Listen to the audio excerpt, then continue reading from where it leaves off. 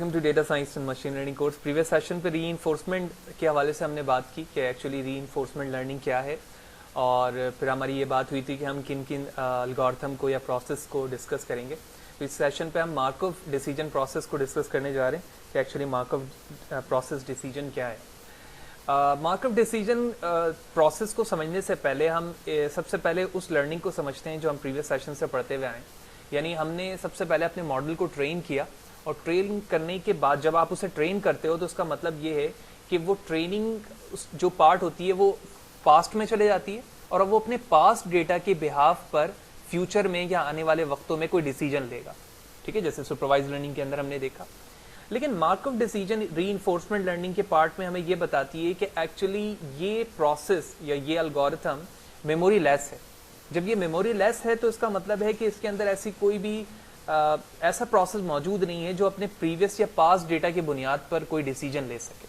ठीक है, यानी वो जो भी डिसीजन लेगा वो अपने करंट पोजीशन या करंट प्रोसेस के बेस पर ही लेगा। यानी करंट प्रोसेस अगर इसका ये है तो इस प्रोसेस के बिहाफ पर अपकमिंग डिसीजन क्या हो सकता है, ये मार्कव डिसीजन प्रोसेस के अंदर इसका मेन गोल है, यही इसका फोकस है। जिस साइंटिस्ट ने इसे इन्वेंट किया उसका नाम मार्कव था, यही वजह है कि इस प्रोसेस को भी हम मार्कव डिसीजन प्रोसेस कहते हैं।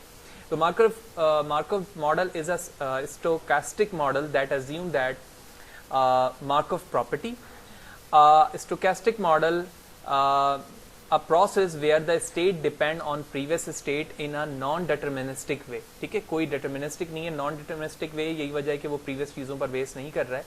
A stochastic process has the Markov property if the conditional probability distribution of future state of the process। यानी in simple word, कोई मशीन है और उस मशीन के अंदर जो भी फ्यूचर के अंदर चीजें होने वाली हैं, प्रेडिक्शन होने वाली हैं, वो उसके किस पे बेस करती है, उसकी प्रोबेबिलिटी पे बेस करती है। ठीक है, तो प्रोबेबिलिटी के हवाले से हम जानते हैं कि एक्चुअली वो अक्रंस या चांसेस के हवाले से हमें बात बताती है कि एक्चुअली ये प्रोसेस हो सकता है तो उसके कितने चांसेस हैं। ठीक है, और अगर ये प्रोसेस नहीं हो सकता है तो उसके कितने चांसेस हैं, जैसे कि हमने स्टार्टिंग में डिस्कस किया। और एक और इम्पॉर्टेंट पार्ट हमारा यही था कि ये मेमोरी लेस है, तो यही वजह है कि वो प्रीवियस डेटा को सेव नहीं कर पाता। अब ये मार्कव प्रोसेस जो है या डिसीजन बेस्ड प्रोसेस है, ये कितने बेस पर काम करता है। एक तो ये है कि सिस्टम जो हमारा ऑटोनोमस होता है, यानी खुद मुख्तार जो सिस्टम होता है जो खुद से तमाम चीज़ों को प्रोसेस करता है, इसको हम ऑटोनोमस कह रहे हैं। और इसी तरह एक सिस्टम वो है जिसको कंट्रोल किया जा रहा है। ठीक है, तो system state is fully observable, यानी जो सिस्टम फुली तौर पर ऑब्जर्व किया जा रहा है वो मार्कव चेन है, और जो पार्शली ऑब्जर्व किया जा रहा है उसको हम कहते हैं हिडन मार्कव मॉडल। जबकि इसी तरह जो सिस्टम कंट्रोल किया जा रहा है वो मार्कव डिसीजन प्रोसेस कहलाता है, और अगर ये पार्शली ऑब्जर्वेबल है तो हम उसे कहेंगे पार्शली ऑब्जर्वेबल मार्कव डिसीजन प्रोसेस। इस सेशन पर कोशिश करेंगे हम मार्कव चेन प्रोसेस को देखें और हिडन मार्कव मॉडल को देखें कि एक्चुअली ये क्या है। Let's see. तो अगर आप इस इमेज को देखें तो ये सबसे ज्यादा फेमस इमेज है। जब भी आप इस टॉपिक को सर्च करते हैं तो ये इमेज आपको दिखती है, और ये काफ़ी क्रिटिकल इमेज है as a initiative way of Markov process. इस इमेज को समझने के लिए मैं कुछ प्रोसेस यहाँ पर दिखाता हूँ ताकि ये इमेज भी हमें कुछ बेहतर तरीके से समझ पाए। फॉर एग्जांपल, ये आपका एक नोड है जो कि स्टार्टिंग नोड है, फिर ये आपका एक नोड है और ये एक नोड है जो कि आपका डेस्टिनेशन है, कोई प्रोसेस है। हम इसे नाम देते हैं ए, और इसे नाम देते हैं बी, और इसे नाम देते हैं सी। तो मार्कव प्रोसेस ये कहता है कि आप जो भी डिसीजन हाल में ले रहे हो उसकी प्रोबेबिलिटी कंप्लीटली तौर पर 100% होनी चाहिए। जैसे हम प्रोबेबिलिटी जानते हैं 0 से 1 के दरमियान वैल्यू होती है। तो फॉर एग्जांपल, इस प्रोसेस के अंदर हमारे ए से बी में जाने का जो प्रोसेस है, मैं कहता हूं ये है 0.4, इन सिंपल वर्ड 40%। ए में रहते हुए ए ही में रिटेन रहने के लिए जो प्रोसेस है वो है हमारा 0.1, और ए से लेकर सी पे जाने की जो प्रोबेबिलिटी है वो है 5। तो इस प्रोसेस से हमें यह पता चल रहा है कि अब इस बेस पर हमारी मशीन फ्यूचर में क्या डिसीजन लेगी वो इस हाल वाले प्रोसेस पे, यानी इस करंट सिचुएशन पर बेस करती है। और अगर आप इन तमाम प्रोसेस को ऐड करें 0.4, 1 एंड 0.5, तो ये कंप्लीटली तौर पे किसके बराबर होती है, 1 के।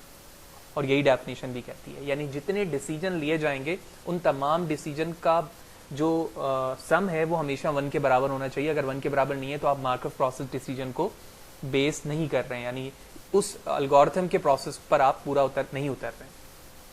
इसी तरह से सो ऑन बी के तमाम प्रोसेस होंगे, ठीक है। डमी तौर पे मैं यहाँ पे सिर्फ एरो बना रहा हूँ, यानी बी से सी पे जाने का, ए पे जाने का। इसी तरह बी में रहकर आप क्या प्रोबेबिलिटी है कि फ्यूचर में बी ही में ही रहेगा, या फिर सी पे जाने की क्या प्रोबेबिलिटी हो सकती है। Similarly for C to B, ठीक है, C to A and C itself. तो ये वो तमाम प्रोसेस किस चीज को रिटेन कर रहा है, ये प्रोबेबिलिटी बेस प्रोसेस को बता रहा है कि ए बी सी के दरमियान क्या प्रोबेबिलिटी है और उसकी क्या चांसेस हैं कि फ्यूचर के अंदर वो एक प्रोसेस से दूसरे प्रोसेस पे जाएगा, तो उसकी क्या प्रोबेबिलिटी है। इस इमेज को, यानी जो ये प्रोसेस है जो ओवरऑल मैंने यहाँ पर रफली समझाया है, अब इस इमेज को देखने के बाद हमें यहाँ पर ये चीज़ें समझ में आ रही हैं कि actually S0, S1 and S2 कुछ प्रोसेस हैं, और यहाँ से जब भी हम मूव हो रहे हैं तो उसके कुछ सब पॉइंट्स भी बने हुए हैं यहाँ पर, ठीक है। इस प्रोसेस से इस प्रोसेस के दरमियान एक सब पॉइंट है, फिर एक और सब पॉइंट है, ठीक है। तो ये तमाम इसकी प्रोबेबिलिटी लिखी हुई है कि यहाँ से यहाँ जाने के क्या है, यहाँ से यहाँ जाने के क्या है, ये तमाम पॉइंट्स हैं। इसी तरह रिवॉर्ड का जो कॉन्सेप्ट है, जो प्रीवियस सेशन पे हमने देखा, पेनल्टी का एक कॉन्सेप्ट आता है, यानी जब वो रॉन्ग डिसीजन लेगा तो हम उसे एक सजा देंगे, पेनल्टी देंगे, और राइट डिसीजन लेगा तो वो हम उसे रिवॉर्ड देंगे या कोई इनाम देंगे इन टर्म ऑफ न्यूमेरिक। तो हमने प्रोसेस जान लिया कि मार्कव प्रोसेस किस तरह से चलता है। मजीद मीनिंगफुल अगर मैं इसकी डेफिनेशन की बात करूं तो इस इमेज में और भी बेहतर तरीके से ये चीज़ हमें समझ में आ रही है कि सनी, रेनी एंड क्लाउडी ये एक सिचुएशन है। अब इस सिचुएशन पे हम मार्कव प्रोसेस किस तरह से इंप्लीमेंट करते हैं, सेम प्रोसेस जो प्रीवियस स्लाइड पे मैंने मैनुअली करके दिखाया कि अगर सनी से हम रेनी की तरफ जाएं तो 0.05, सनी से सनी पे ही रहने का क्या प्रोसेस है 0.8, जो काफ़ी ज़्यादा है, और इसी तरह सनी से क्लाउडी पे जाने के लिए 0.15 है। तो अगर हम इनको और इनको सम करें तो ये किसके बराबर हो जाएगा, 1 के बराबर। इसी तरह सो ऑन, क्लाउडी से रेनी, इसी तरह रेनी से क्लाउडी या रेनी से सनी, ये तमाम प्रोसेस सेल्फ पर इनको शो कर रहे हैं, जो कि इसकी प्रोबेबिलिटी कहलाती है। और इसी तरह यहाँ पर भी ये प्रोसेस है और यहाँ पर भी ये तमाम प्रोसेस को जाहिर कर रहे हैं। इसके बाद आप क्या करोगे, इसके बाद जो आपके पास प्रॉब्लम है उसको आप अपनी एक प्रोबेबिलिटी टेबल पे शो करोगे। कैसे? देखो, सनी से जब आप रेनी पर जंप कर रहे थे तो इस पे सबसे पहले वैल्यू सेल्फ की क्या थी, 0.8, तो मैंने यहां पर 0.8 लिख दिया। Sunny to sunny, then sunny to rainy and sunny to cloudy. तो सनी टू रेनी अगर आप देखें तो ये क्या है, 0.05, तो ये 0.05 लिखा हुआ है। इसी तरह सनी टू क्लाउडी 0.15, वो यहां लिखा हुआ है। फिर इसी तरह rainy to sunny, rainy to rainy, rainy to cloudy, ठीक है। इसी तरह क्लाउडी या फॉगी, सो ऑन। इसी तरह से मैंने उस टेबल को यहां पर क्या कर लिया, कंप्लीट कर लिया। तो ये जो टेबल है ये वेदर्स की, यानी उस करंट सिचुएशन पर हमारा मार्कव प्रोसेस प्रोबेबिलिटी बेस हमें बनाकर दे रहा है, जो कि करंट सिचुएशन पर। इसी करंट सिचुएशन के बेस पर मैं कुछ वैल्यू क्या कर सकता हूं या कोई प्रेडिक्शन कर सकता हूं। तो ये प्रेडिक्शन कैसे होगी? देखो, सबसे पहले तो वही टेबल है हमारे पास जो मैंने प्रीवियस स्लाइड पे दिखाया है। अब एक सिचुएशन है, टुडे इज सनी, एक प्रॉब्लम है, उसमें कहा जा रहा है कि इस कंडीशन के रिस्पेक्ट से आज जो है वो क्या है, सनी है। तो what is the probability that tomorrow is Sunny, यानी क्या प्रोबेबिलिटी है कि कल भी क्या होता है, सनी होता है, and the day after is rainy, और आज के बाद वाले जो कल है वो क्या हो, रेनी हो। इसकी क्या प्रोबेबिलिटी है आज के इस करंट सिचुएशन पर, जो हमारे पास मार्कव प्रोसेस के जरिए से ये चार्ट आया। तो सबसे पहले हमने प्रॉब्लम को क्या किया, ट्रांसलेट किया। ट्रांसलेट करने का तरीका ये था कि हमने सनी को W2 और W3 में लिया, ठीक है। ये एक प्रोबेबिलिटी को जाहिर कर रहा है, और दूसरा प्रोबेबिलिटी जो रेनिंग के लिए है वो ये। इसको ट्रांसलेट करने के बाद हमारे पास ये दो प्रोसेस बने, यानी सनी टू सनी की क्या प्रोबेबिलिटी है और रेनी के रिस्पेक्ट से सनी और सनी की क्या प्रोबेबिलिटी है। इस रिस्पेक्ट से 0.8 ये सनी टू सनी की प्रोबेबिलिटी थी, ठीक है। और जो फाइनल ये जो कंडीशन थी हमारी रेनी टू सनी की, ठीक है, वो क्या है, सॉरी रेनी टू रेनी की, वो ये रही। तो sunny to rainy, sunny to sunny दोनों की प्रोबेबिलिटी ली, और इस प्रोबेबिलिटी को जब हमने मल्टीप्लाई किया तो हमारे पास फाइनल रिजल्ट क्या आया, 0.04, जो इस बात को शो कर रहा है कि ये वो प्रोबेबिलिटी वैल्यू है जो आज के सनी वेदर के रिस्पेक्ट से मुझे फ्यूचर के बारे में बता रही है कि जो टुमारो है वो सनी होने के कितने चांसेस हैं, और उस डे के बाद जो रेनी है उसके कितने चांसेस हो सकते हैं इस करंट सिचुएशन के लिहाज से। तो लास्ट प्रीवियस वैल्यू हमारे पास कोई भी नहीं है, इस करंट सिचुएशन के मुताबिक हमारा ये फॉर्मूला ट्रांसलेट हुआ और उसके मुताबिक तमाम वैल्यू चेंज होकर उसने एक प्रेडिक्टेड परसेंट वैल्यू बताई इन टर्म ऑफ प्रोबेबिलिटी कि क्या चांसेस हैं कि आगे क्या वैल्यूज अकर हो सकती। इसके बाद दूसरा कॉन्सेप्ट है हमारे पास हिडन मार्कअप मॉडल। अभी जो हमने देखा वो मार्कअप प्रोसेस यानी डिसीजन प्रोसेस था, उसके बाद है hidden markup process as a class of probabilistic graphical model that allow us to predict a sequence of unknown hidden variables from a set of observed variable।